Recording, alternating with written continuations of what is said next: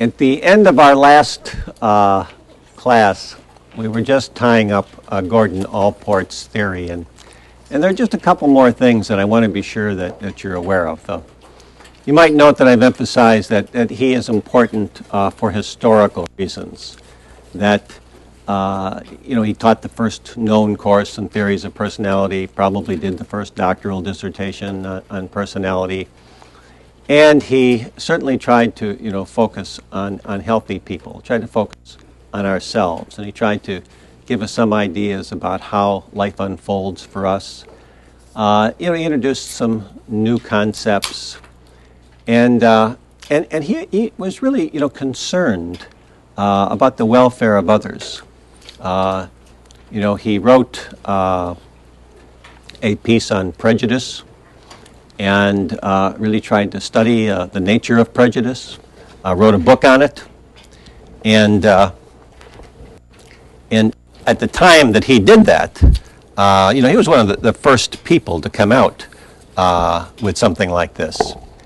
And I'm just going to read you a few things that he said. Now, we're going back 50 years ago. And he starts out this book and he says, civilized men have gained notable mastery over energy, matter, and inanimate nature generally, and are rapidly learning, to control physical settings and even premature death. He says, but by contrast, we appear to be living in the Stone Age as far as our handling of human relationships is concerned. Excuse me a second here, and I'll...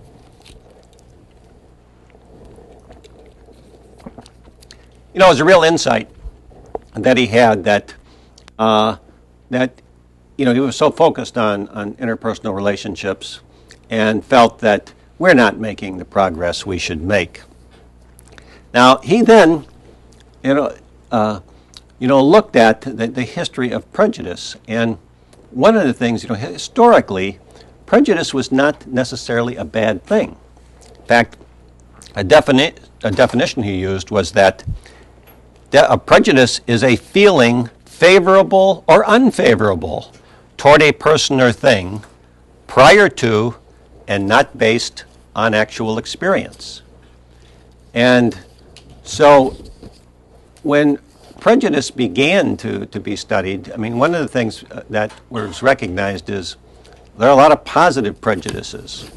Like you declare somebody is good, but you've never met them. Well, how do you know that?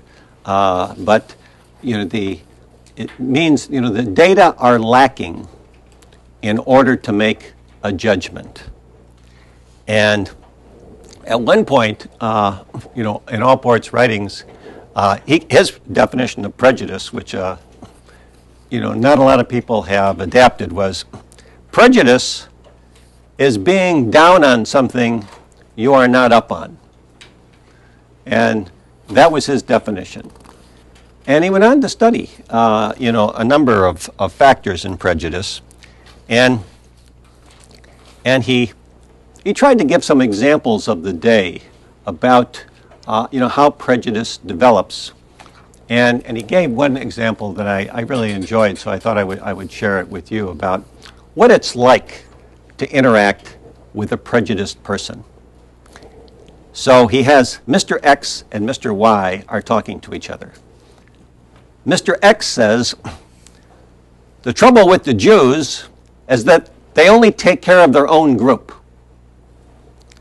Mr. Y says, but the record of the community chest campaign shows that they give more generously in proportion to their numbers to the general charities of the community than do non-Jews. X then says, that shows they are always trying to buy favors and intrude into Christian affairs. They think of nothing but money. That's why there are so many Jewish bankers. Y says, but a recent study shows that the percentage of Jews in the banking business is negligible. far smaller than the percentage of non-Jews who are in the banking world. X comes back and says, that's just it. They don't go into respectable businesses. They're all in the movie business, or they run nightclubs. And you begin to see, that there's a great example of the nature of prejudice, that once the person has a blind premise that things are going to be a certain way, and they have no openness. And we spent a lot of time in here talking about the fact that you need to be open to new learning. You need to be open to someone else's, perception, someone else's experience. And if not, you become like this. That is, every time new data are presented, rather than hear it as new data, rather than hear it as something that might shift a stereotype you developed, or a prejudice you developed, or an error that you have, if you're too internally frightened, you take those data and rather than recognize them as new, you try to shape them in order to accommodate to the kind of way you see life. In other words, you will not have the kind of maturity that Gordon Allport talked about and we discussed in our last lecture if your mind is so closed that you have to operate this way. And Allport really did spend a significant amount of time trying to educate people about the nature of prejudice. He didn't make a lot of headway, obviously, since we're still trying to get people to understand this. But he did this at a time when not many others were doing it. Now, even earlier than that, Gordon Allport was in the Second World War. How many people in here, by the way, are either in or have been in the military? Okay.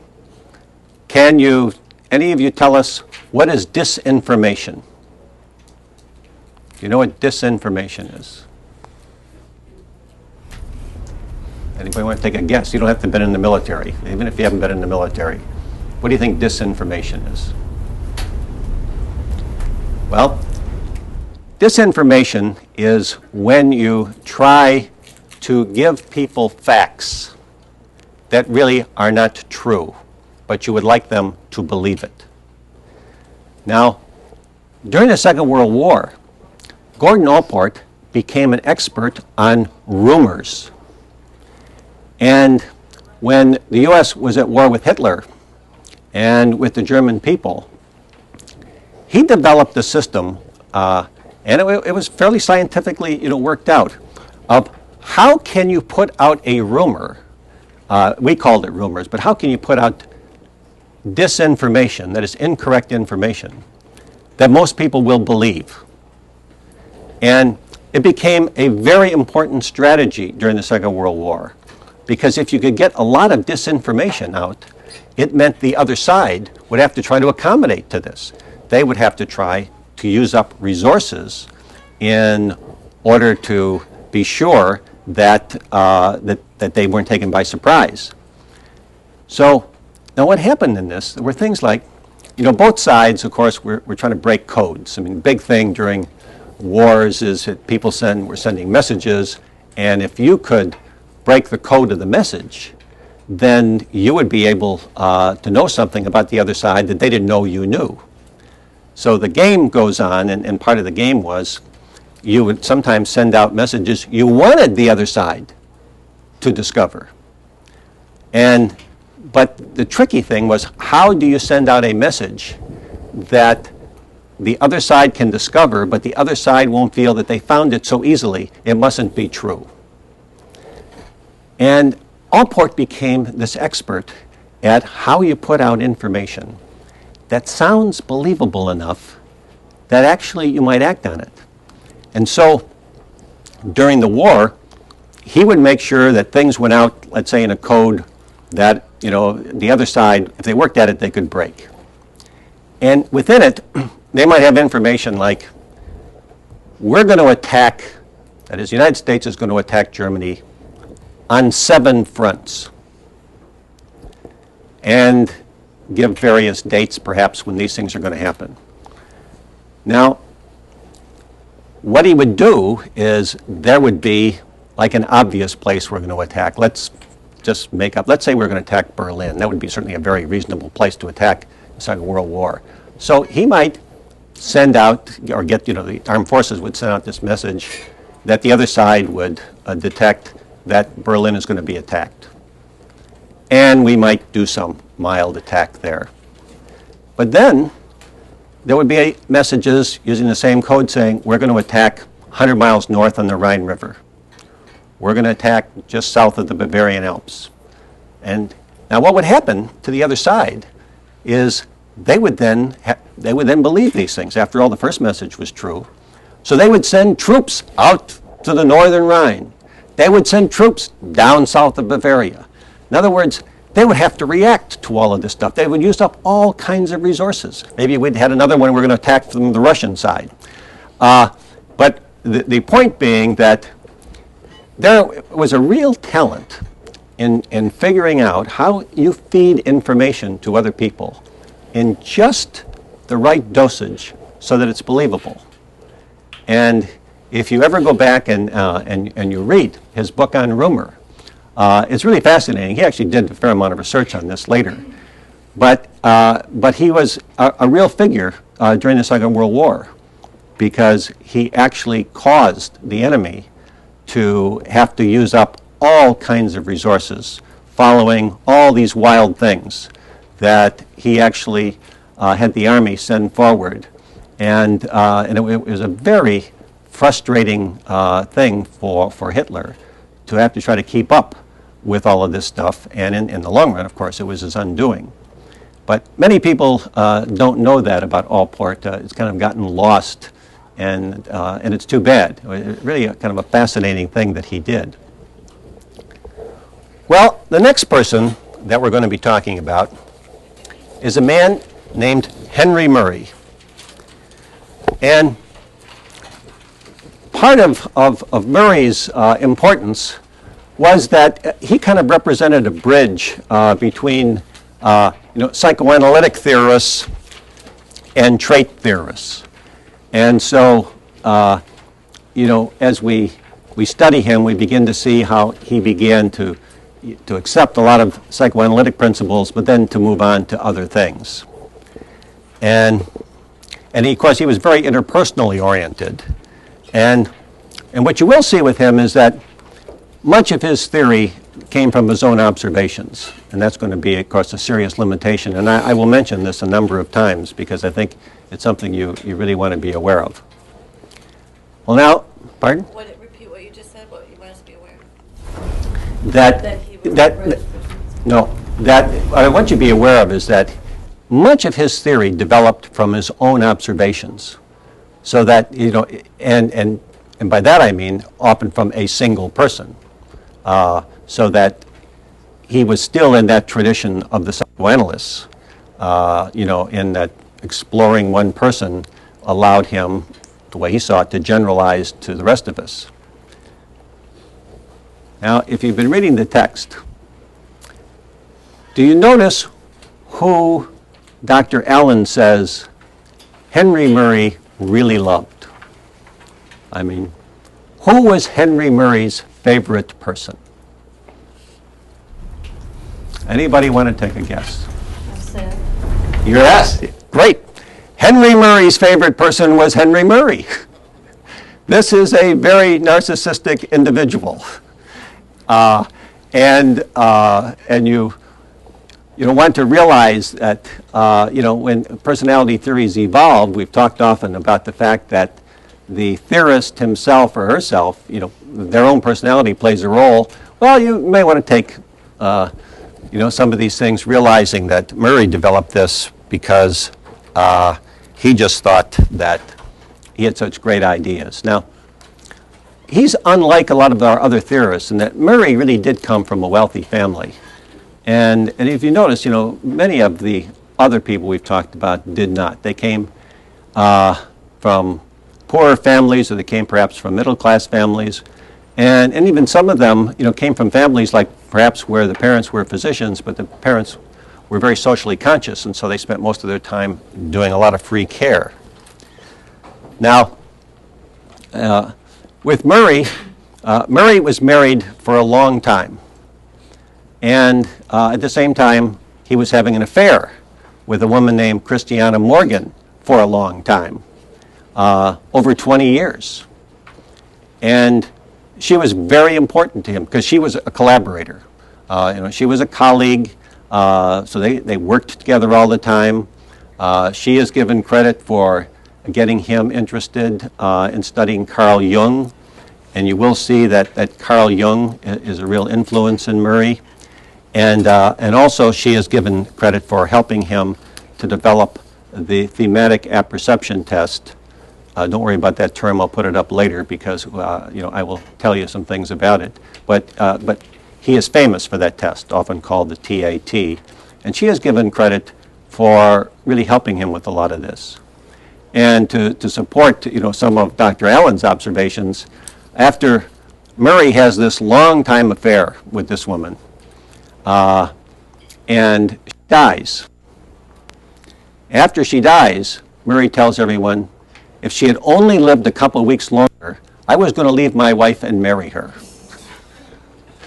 And so you see, I guess some of you must watch the soaps, since this is such a common theme of the person who says he had good intentions, but all the rest of us would be very suspect.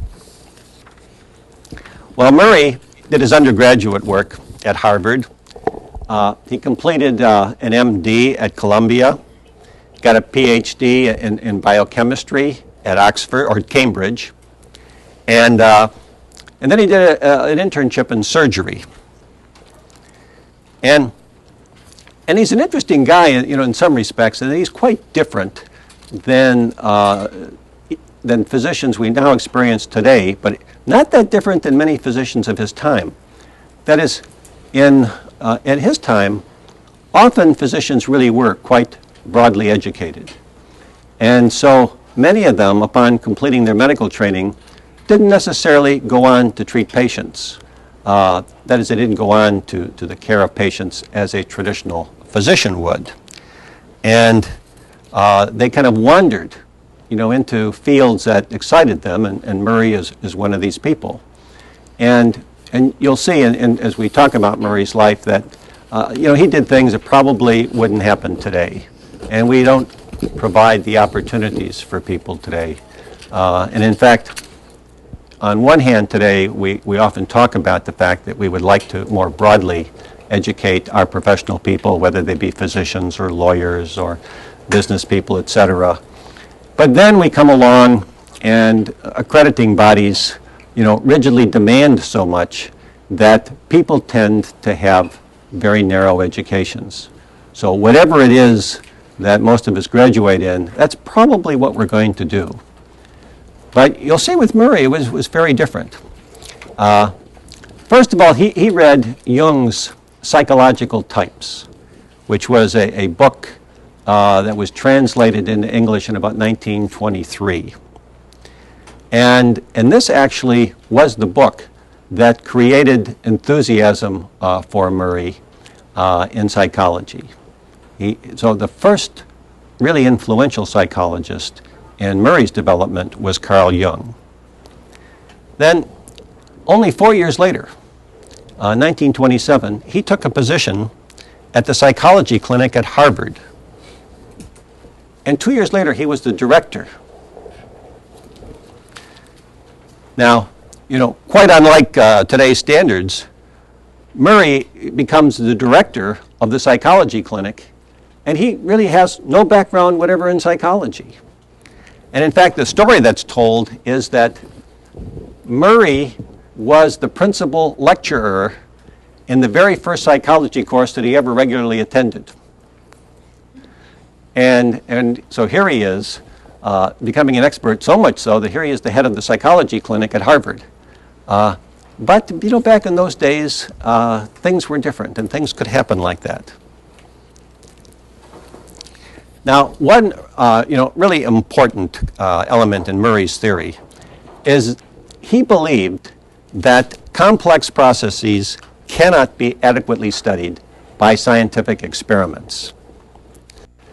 Thus, in his theory, he often postulates that concepts and variables that he observed, what he postulated really was that he would postulate concepts and variables that he observed that there were no scientific data for. I mean, he felt if I make an observation about someone, that's a valid observation for me to generalize to with other people. Now, it's of course the opposite of how we think scientifically. Normally, we think if you're really going to want to generalize, the first thing you've got to do is you've got to have a concept that you can study in a population of people and find out, like, is it really there? And what are its dimensions? And how would you define it? And how can it be measured? And when you do measure it, do you find it in all people in the population or a subset of the population, et cetera? Murray jumped, for a guy with the scientific training he had, he went right past all that stuff. And he just said, if I observe it, then I can make that part of my theory. And as we go along, you're going to see he did that. Now, if we can have our first PowerPoint, thank you. Murray had several propositions on which he built his theory. The most crucial was that the object of study should be individual people, not aggregations of them. And as I've been pointing out, that's really in very significant contrast to how science usually operates. And the second thing was that Murray believed that holism, that is, studying the whole organism, not pieces of it, is a fundamental principle. Now, this is similar to what in our last lecture we were saying was the problem that Allport had. And that is, if you don't study the pieces, it's very difficult to do the study. So that holism is a philosophical premise. Holism is, really saying it's all the parts of you that really make you up. Philosophically, by the way, most of us could probably agree with this. It's very hard to develop a theory if that's your only premise, though. Now, another proposition was that rhythms of activity and rest are inherent in a person. And they stem from internal factors. And actually, as is true with many clinical psychologists, Murray thought you needed to study the history of an individual to really understand that person. So, and of course, if you recall now with Jung being such a major influence in his early thinking, it's not surprising that he would see history as terribly important. And Murray believed that the behavior of people shows a unitary trend. And by that he meant that behavior is organized and that it's directional. And this is important because this is not the typical psychoanalytic kind of thinking. If you recall, so much of psychoanalytic thinking had to do with so much of your feeling was irrational, and so much of the work of the ego was to keep that in check. He's saying, no, those feelings inside you are organized. I mean, and you do organize your feelings. And actually, what you're trying to do in your life is you're trying to go somewhere. So, being direct, the theory that you're going in a direction is a very positive way to look at things. And you'll see how it influences then the concepts he comes up with. Now, we have another person here who comes up with words that you cannot find in a dictionary. And it seems, that some theorists really fall in love with coming up with concepts that the rest of us are not familiar with. So Murray says, an activity can be cast as an actone. Again, a word, you use every day. All of you think about actones. And he said that an actone is a bodily, or excuse me, is a pattern of bodily movements in and of itself, divorced from its effect. He's just talking about what's going on inside, not about the effect. And in your textbook, Alan uses a description and says that hunger, for example, is an experience that could be followed by several different actones. And what he uses as descriptions, he says, for instance, if you're hungry, you might start picking fruit. Or you might decide you're going to buy a meal. Or you can beg for food. Each of which would yield kind of the same effect. That is, those actions might get you the food that you need so that you will no longer be hungry. But none of them are directly solving the problem, meaning that what Murray would say is directly solving the problem is eating food. That's the kind of the drive reduction for him. He's saying that actones are those means that you use in order to get into the position that you can solve this need. But actually, if you look at it by itself, it's not sufficient to correct the problem. Now, he then, in commenting on the brain, used a term called regnant. And regnant corresponds to internal representations. In other words, here we're talking about your thoughts about outside reality.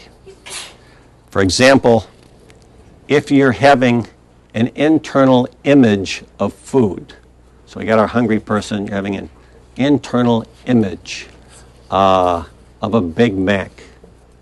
The Big Mac is a regnant. It's your internalized image of something that's out there in the real world. Now, Murray did believe that biological variables really are necessary conditions to understand behavior. But he emphasized they are only a partial explanation. And he doesn't spend a lot of time on them. What he did is he posited that the cause of behavior lies in a complex of interrelated external and internal events that he said are too intricate and vast to be encompassed by a single statement. So he is not going to have a real definition of personality because he's saying it's too complicated to really be able to define. He also was one of those people who said that not only does the brain affect behavior, but he said, behavior affects the brain. And, today, of course, we hold very different opinions about that. There are people today who believe if you study the brain, and eventually we will study the brain thoroughly enough, we will totally understand the nature of human behavior. And there are many people who say that's just utter nonsense, that you're not going to be able to have some biological theory or some scientific observations about the brain that are actually going to tell you everything about one's dynamics. And in fact, what Murray was saying is that sometimes the very things that you do in your behavior that will influence the brain rather than the brain influencing it the other way. For example, if you decided that you wanted to go for a walk in the forest, and so your expectation is you'll have a pleasant time, it's a beautiful day, etc. But then you encounter a bear. Now, you're walking along, it's very peaceful, and that's your intention, to have a peaceful walk, but all of a sudden something in the environment creates tremendous tension. Well, that tension, is not a factor that was where, if you knew everything about the brain, you could have anticipated this. It's rather one of those events in real life that causes us to have tension, causes all kinds of internal episodes to take place, but wouldn't be predictable. It wouldn't happen, by the way, if the bear didn't happen by. there are even more sophisticated ways we could talk about this, but the point being that Murray really wanted to people to understand, he believed that indeed brain does affect behavior, and we should study it for that. But we also should realize that life is so complex that the experiences you have will also affect the way your brain is. Now, Murray's most central concept is need. And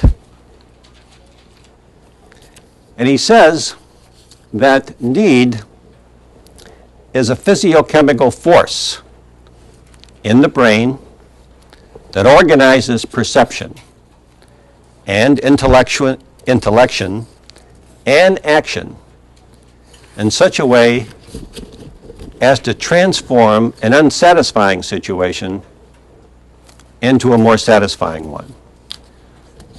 So here he's saying that a need is really an organizing principle, and that the expression of a need is to transform some unsatisfying situation, into one that's acceptable.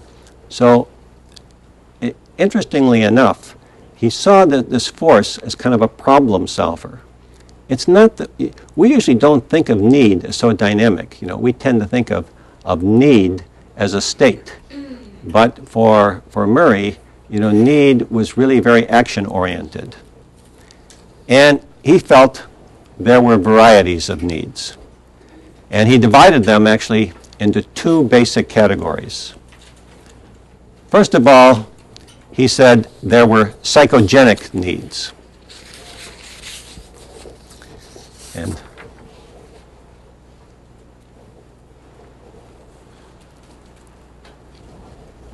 I'll leave that there for a second. Now, psychogenic needs are secondary to biological needs, and they're derived from them.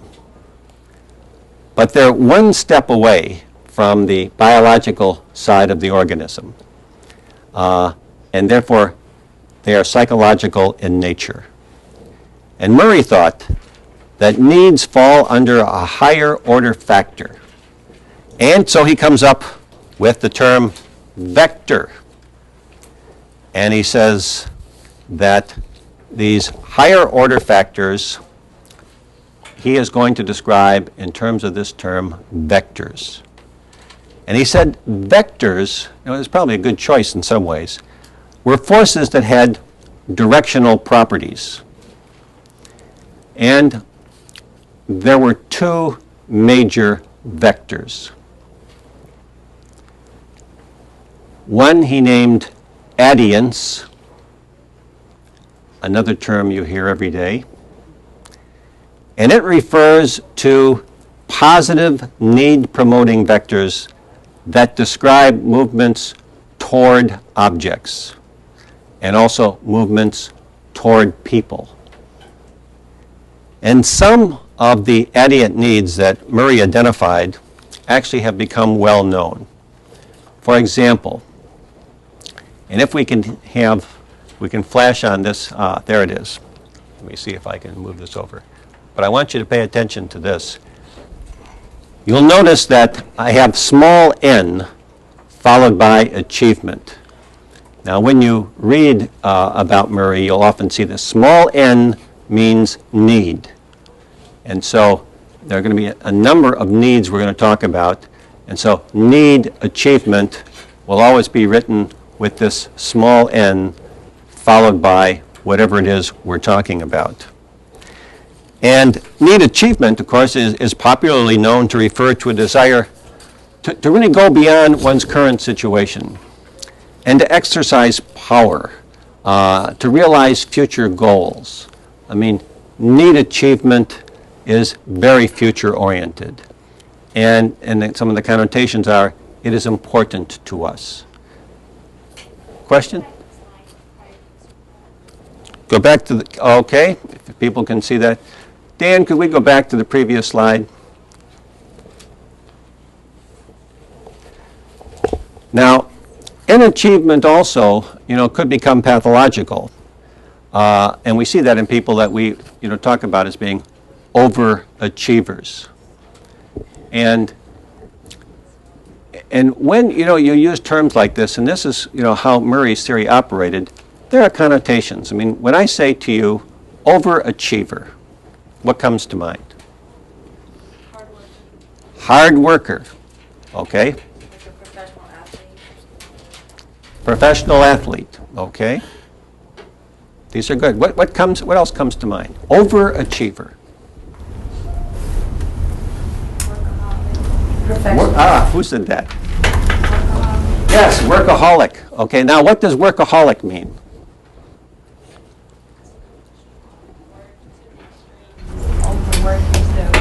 Yes, she is saying it means work to the extreme. What else do you think about when you think about workaholic? Workaholic? Pardon? Both overachiever and Overachiever. Well, we'll stay with overachiever. They're kind of similar, but what else do you think about with overachiever? Pardon? Perfectionist. Perfections, yes, definitely. It's like they're not satisfied with what they still want. Oh, yes. The very fact that this way, they're not satisfied. So the person is not in a state of calm, are they? Because the fact that they're an overachiever usually means they're not satisfied. They haven't reached what they want to reach. Okay, what else?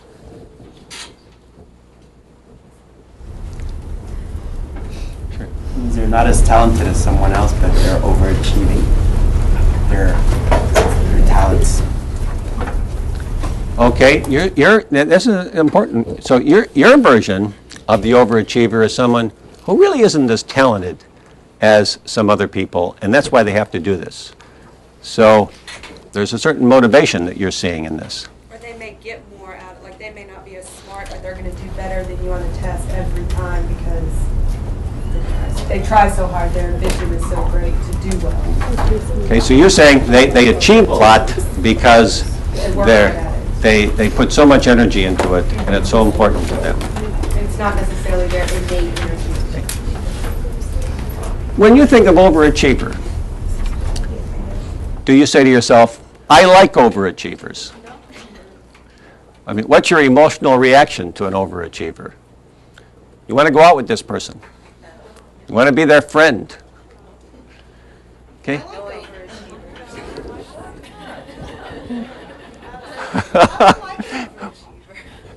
We have a split in the group. Yes. If you've ever been around them, like to date one or to be a friend, there's never just downtime. It's always what's next, and they just can't sit back and relax. Okay, so your overachiever is always overachieving. This is not someone who's fun to be with. They don't relax, okay? But if you're unmotivated yourself, it's real good to be around them. Okay, so If you're unmotivated to do stuff. the benefit of being around an overachiever is that they might do something for you, meaning you might become an overachiever. More productive, not Okay. so much overachiever. So the overachiever might lift your level of functioning to where you actually want it to be. Right. Okay? What? Yes. I think they stress out the people that are close to them with their constant drive and ambition, and also it might make their wife or their children feel inadequate, like they don't measure up. Okay. Important people around them might feel inadequate. Okay. What else? I saw other people were.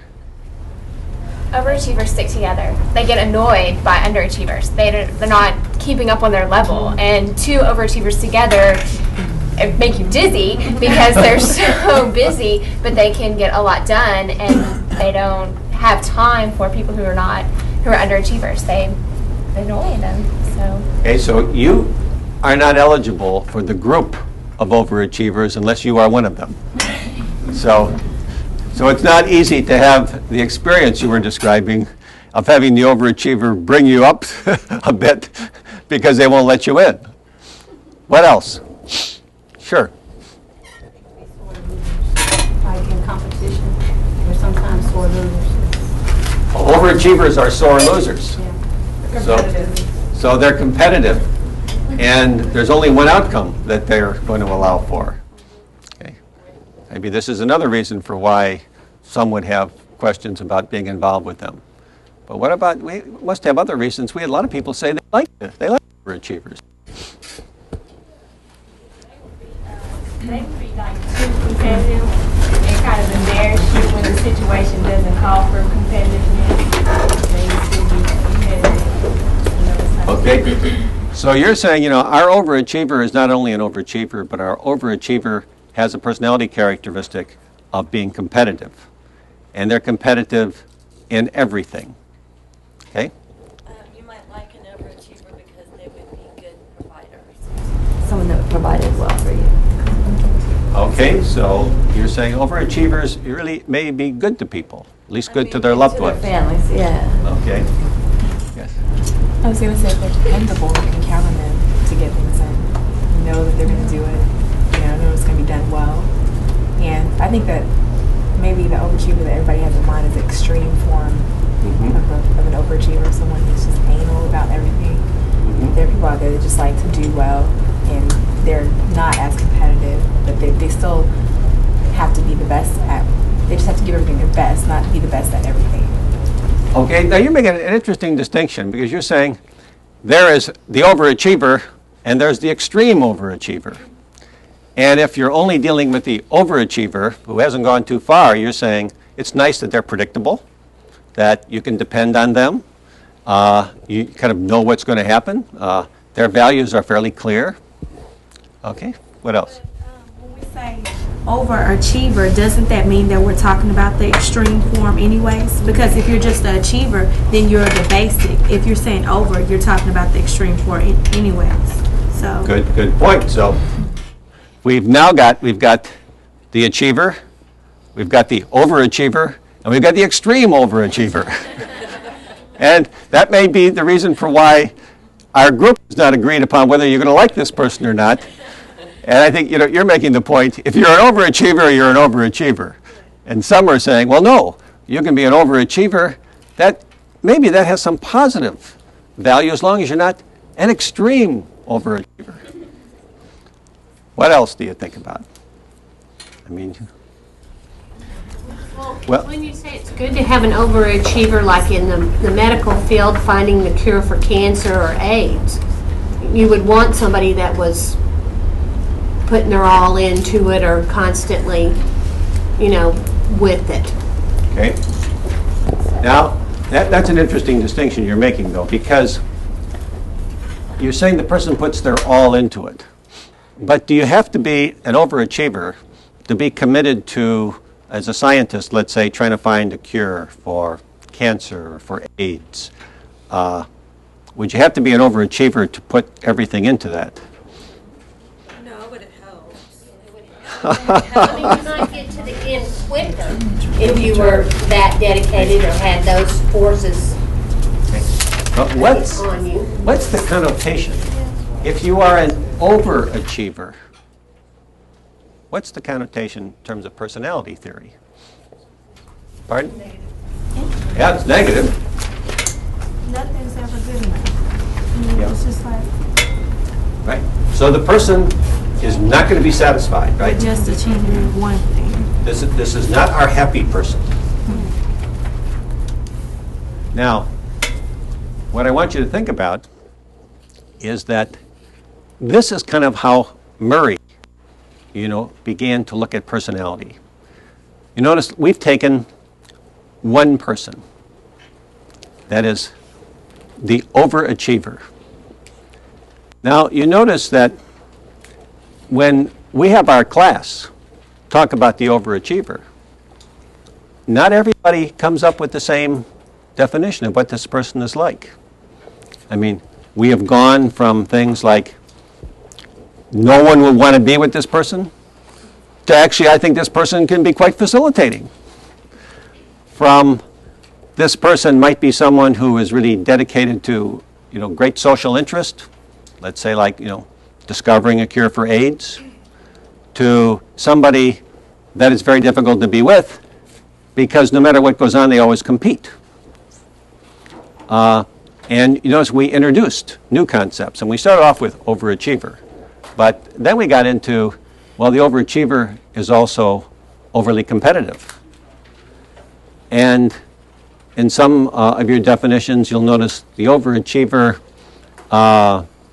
is certainly not able to be nurturant because they always got to dominate you.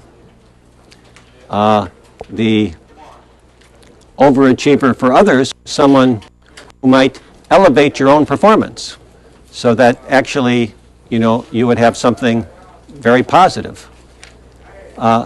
So if you look at this and then you want to start developing a theory about overachiever, but only one person is making the observation, in our case here, Henry Murray, and it's going to be his experience that's going to decide what this overachiever is. You really begin to understand this is not very good science. Now our class definition, were we to take this further, we actually could, in science, of course, what we would do is we would take each element. I mean, many of you introduced very interesting elements. And so one of the things we could do is we could start seeing, well, can we identify anybody who's an overachiever? And if we identify somebody who's an overachiever, can we then begin to say, well, these characteristics are in that person and these other characteristics are not in that person? And perhaps come up with more of a stereotype of overachiever. Instead, what we, I think, learn, and this is very important in studying personality theory, is, it's very dangerous to start developing a theory based on your observations of one person, or having one person, in this case, base observations on one other person. Now, you're going to find that with Henry Murray, there actually are some really brilliant insights. I mean, we'll have some fun, talking about the various needs that he observed and the various, kinds of variables that he came up with, even with the test that he came up with.